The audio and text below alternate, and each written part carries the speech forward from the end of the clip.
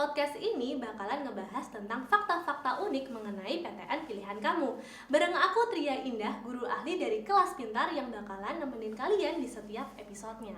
Nah, untuk episode kali ini kita kedatangan seorang mahasiswi Universitas Indonesia jurusan Ilmu Komunikasi. Tentu aja kita bakalan ngebahas banyak obrolan dan tentunya kita bakalan ngebahas tentang kebenaran stereotip dari ilmu komunikasi yang katanya nih gampang dan santai. Oke, langsung aja please welcome Kak Jebung. Halo. Halo. Tapi aku harus nunduk gitu kan? Silakan duduk. Apa kabar Kak Jebung? Baik, Salam sehat, kenal. luar biasa. Iya. Boleh Kak Jebung langsung perkenalkan diri kepada sahabat kelas pintar? Apa aja nih zodiaknya kak? Apa aja? Nama boleh dari Nama, jurusan oke, apa? jurusan. Semester berapa? Semester berapa? boleh? Oke. Kayak ditanya dosen. Takut aku. Halo semuanya, nama aku Jebung. Aku sekarang lagi kuliah di Universitas Indonesia jurusan Ilmu Komunikasi angkatan 2019. Sekarang lagi semester 8. Apalagi nih, apalagi nih zodiak Virgo. Oh sama dong berarti Virgo. Tanggal berapa loh? Malah tanggal berapa? Jangan masih lama kita belum. Iya, berarti di semester akhir. Iya. Lagi struggle sama skripsian. Jangan bicarain. Dan sering berjanjian dengan dosen pembimbing gitu. Nah, baru kemarin. Oh, baru kemarin. Lancar masih kan ngerasa nih deg-degannya. vibe apa bimbingannya. Masih deg-degannya ya. Nah, Jebung ini emang dari dulu pengen masuk ilmu komunikasi kah? Apa gimana nih ceritanya? Enggak, karena aku itu baru kepikiran mau komunikasi semester 2 kelas 12. Jadi kayak udah di ujung tanduk. Baru kita komunikasi. Aku tuh sempet banyak banget jurusan yang pengen aku coba. Awal-awal aku pengen ilmu komputer. Jadi ilkom yang lain tuh kan. Okay. Ilkom sih, tapi komputer. Ilmu komputer udah sampai ikut open house-nya. Terus habis itu tiba-tiba enggak tahu kerasukan setan dari mana. Aku mau gue pindah soskom deh kayaknya enggak cocok nih kalau yang kayak gini. Akhirnya pindah, terus pindah lagi. Waktu itu pengen desain interior. Sempat ke desain interior. Aku kayaknya emang anaknya ide aja deh. Kayak juga semuanya gitu ya. apa nih gitu. Jadi nah sebenarnya waktu itu aku kayak sampai semester 2 kelas 12 tuh aku kebingungan banget mau apa. Kayak aku selama ini kan nyari-nyari aja, ikut-ikutan teman, maunya jurusan ini, banyak kan jurusan ini nih, kayaknya bagusnya jurusan ini nih. Akhirnya aku baru yakin mau ikut komunikasi itu karena aku akhirnya ngulik. Jadi aku buka-buka kurikulumnya satu-satu, ini belajar apa nih. Terus akhirnya aku sadar, gue pengennya di dunia kreatif, kayaknya ini akan bantu nih kalau misalnya ke komunikasi UI. Nah itu baru tahu pas semester last minute banget. Iya, sebelum komunikasi UI aku pengennya tadi ya komputer tadi ya. Enggak sempet ini mau. Sempat lagi ada yang banyak banget cita-citanya ya. Emang anaknya banyak mau. Iya. Terus sekarang tiba-tiba jadi penyanyi. Kan enggak jelas. Iya. Tapi aku seneng sih akhirnya milih komunikasi ya karena aku juga ngejalaninnya ternyata bukan pilihan yang salah lah gitu. Jadi waktu itu sempat pengen apa itu? Televisi. Okay. Aku broadcasting. Iya, aku daftar juga televisi udah. Unpad. Tapi di komunikasi UI sekarang. Kayak gitu. Nah, tadi kan sempat mau komputer juga nih. Berarti kan itu harus IPA nih. Apa emang SMA-nya tuh IPA atau IPS sih? Gimana sih? Aku IPA dulu. Jadi pilihannya lebih luas makanya bisa betul. komputer. Nah, sebenarnya aku tuh dulu pilih IPA kan. Terus makanya kepikirannya ke komputer gitu. Iya. Jadi aku pikir aku jurusan yang emang buat anak saintek aja deh gitu kan, nggak pernah kepikiran ke soskum walaupun akhir-akhirnya berkecimpung di sini. Menyerahkan diri ke soskum. Iya.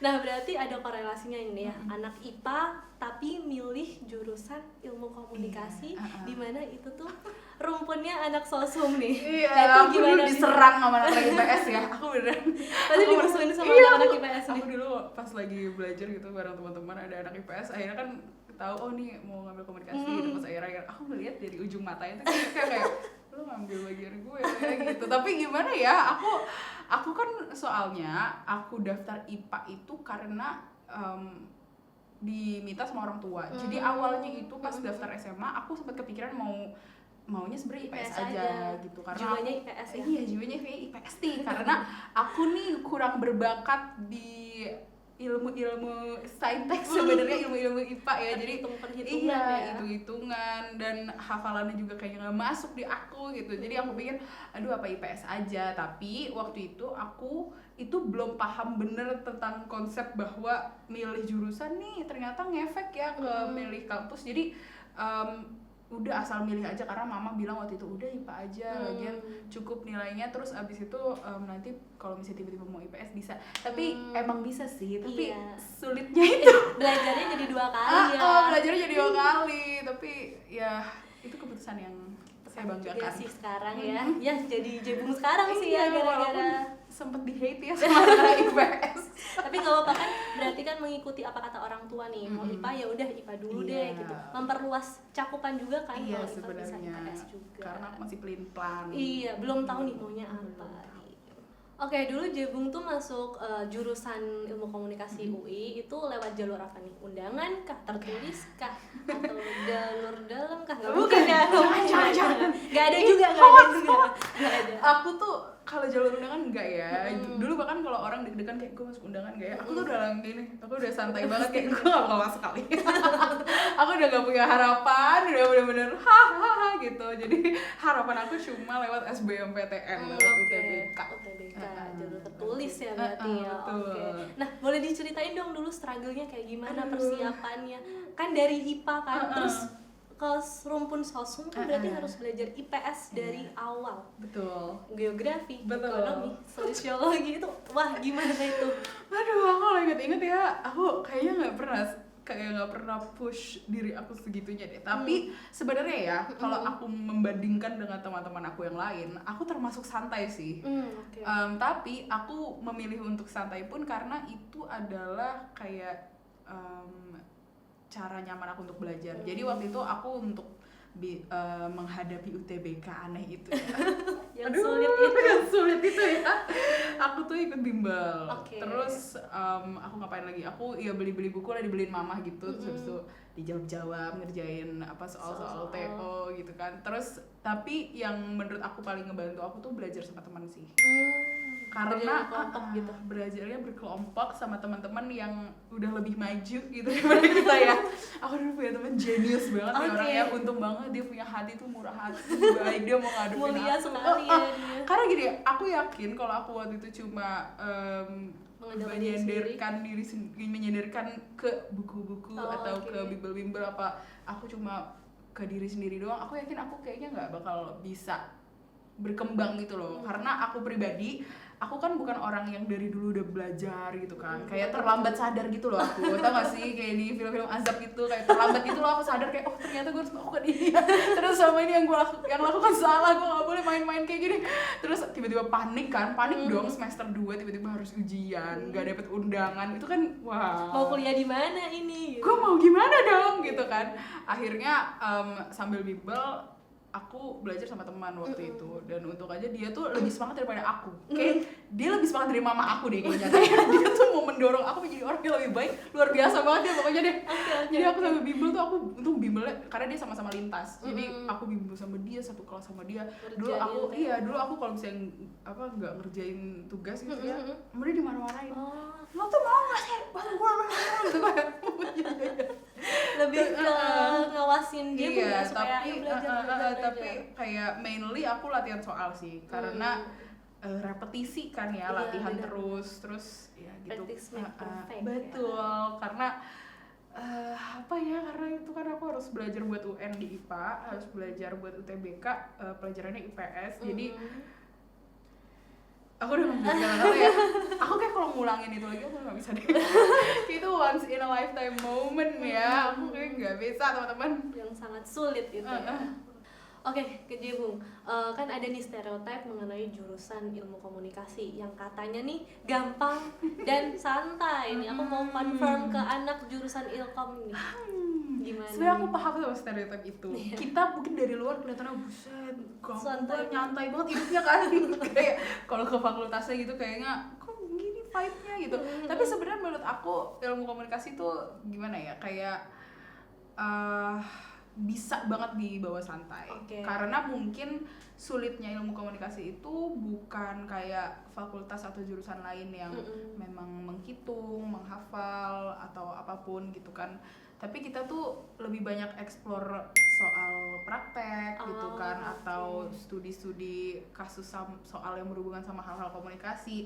Tapi aku ngerti sih kenapa kita dibilang gampang dan nyantai. Dan balik lagi, menurut aku setiap fakultas tuh udah punya kulturnya masing-masing gitu loh. Dan memang aku nggak tahu ya, mungkin kalau jurusan komunikasi di kampus lain, tapi yang aku rasain di jurusan komunikasi kampus aku memang budayanya kita orang-orangnya memang santai gitu, apa aja dibawa santai gitu, apalagi dengan kegiatan-kegiatan yang ada di sana. Kita lebih sering kadang-kadang ngurusin organisasinya daripada iya, tapi memang itulah culture-nya gitu kan. Oh iya, kan itu kan juga sambil praktek kan ya. Iya, dan itulah culture-nya di fakultas aku gitu. Dan tapi jangan salah juga sih, karena di komunikasi itu kan sering orang menganggap ini ilmu ngomong doang gitu. Iya, ngomong doang. Sebenarnya komunikasi itu kan bukan cuma soal ngomong ya. Karena makanya di dalam ilmu komunikasi itu banyak banget peminatannya gitu kan. Apa aja tuh peminatannya? Kalau di kampus aku ya ada advertising, periklanan itu. Terus ada PR itu hubungan masyarakat. Terus ada kajian media, itu media studies. Terus ada jurnalistik. Ada yang kelihatan? Ada kelihatan? Ada yang kelihatan? Kayaknya ada, tapi aku minta maaf banget. Ada berbagai macam. Tapi kayaknya ada di satu nih, lupa. Broadcasting bukan? Bukan. Dulu broadcasting itu peminatan komunikasi UI, tapi udah dipindahin ke vokasi. Oh, udah dipisahin. Iya, itu hati-hati tuh, karena aku sering banget teman-teman aku tuh mengira kayak pas mau daftar tuh mau masuk komunikasi karena ada broadcastingnya. Mungkin mengacu ke dulu emang ada broadcasting di komunikasi UI, tapi sekarang kan udah dipindahin ke vokasi. Ya, jangan sampai salah paham, udah daftar, kok gak ada broadcasting? Udah pindah, Bun, udah pindah. Salah alamat udah pindah ke vokasi. Kamu udah gak di sini lagi gitu. Oke. Berarti si Filkom sendiri tuh nggak melulu tentang ngomong doang ya, tadi ada peminatan yang lain selain ngomong. Dan ngomong tuh sebenarnya susah banget loh ya. Karena komunikasi itu kan mungkin orang ngerasanya kayak komunikasi itu cuma ngomong, tapi kan sebenarnya komunikasi itu kan soal media. Soal relation ke orang-orang, ke publik, dan relation itu kan nggak cuma kayak ngomong satu-satu orang kayak gini, ke government kah, kemana gitu. Jadi sebenarnya ilmunya ilmu yang kedengerannya kayak apaan sih gitu, tapi banyak banget hal-hal di dalamnya yang menarik banget, apalagi kalau orangnya bener-bener memang dari awal passionate terhadap itu gitu. Dan yang aku lihat ya di ilmu komunikasi itu orang yang daftar emang passionate, makanya mungkin kita ngerasanya kayak orang nyantai gitu ya. Dan enjoy karena memang ya yang aku lihat sih enjoy ya orang-orangnya di sini. Jadi gitu sih kira-kira kenapa orang bisa ngeliat gampang dan nyantai, tapi jangan malah jadi expect kalau masuk berarti nggak ada teorinya nih gitu. Pasti ada. Ada yang bikin pusing juga ada pasti. Yang bikin kepala tuh kayak apa sih nih, gue masuk sini ya. Itu kayak semua fakultas begitu deh. Pasti ada titik, ada momen dimana nggak mungkin kehidupan kampus tuh selamanya bahagia, lurus-lurus. Karena ya apalagi komunikasi UI itu kan di bawah FISIP ya, kayak beda mungkin dengan Unpad yang punya fakultasnya sendiri, Vkom. Jadi nah kalau aku karena aku di bawah fakultas ilmu sosial ilmu politik, nah jadi aku masih dapet tuh matkul-matkul yang ranahnya tuh hubungannya dengan sosial, dengan politik, ilmu-ilmu sosial, ilmu politik itu masih aku belajarin. Jadi mungkin teman-teman yang aduh gue gak mau belajar kayak ilmu politik dasar, gue gak mau belajar ilmu ini gitu kan, mungkin harus di rethink lagi nih, mungkin kayak apakah mau gitu kan, beda karena aku tuh awal-awal beneran gitu kayak nyari-nyarinya kan itu beda tuh komunikasi di UI, komunikasi di UGM, di Unpad, di ini tuh beda-beda, apalagi berangkat dari jurusannya kurikulumnya gimana. Nah, berpayung sama fakultas mana tuh ngaruh banget juga, jadi harus dicek itu ya. Itu aku dulu hampir gak cek.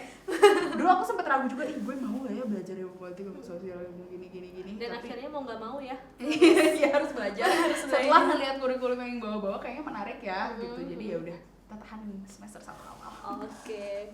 Nah, ini ada kegiatan lain nggak yang diambil atau yang dilakuin Jebung selain kuliah? Ada. Kalau sekarang banget sambil kuliah, karena kuliah aku kan udah mulai renggang nih, aku kan semester semester 8, isinya cuma tugas akhir kan sama matkul lah satu.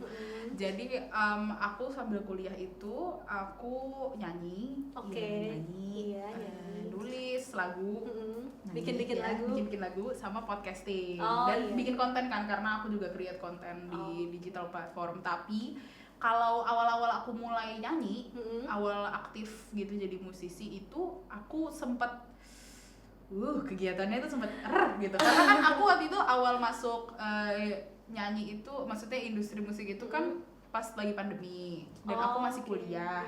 Dan itu kan unexpected, orang ketemu aku karena TikTok aku dan yang booming itu yang entah kenapa.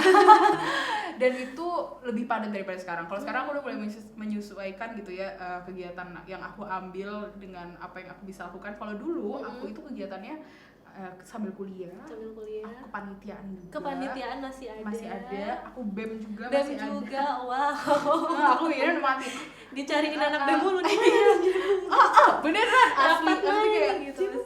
Aku harus minta maaf kayak gue gak bisa nyanyi gitu.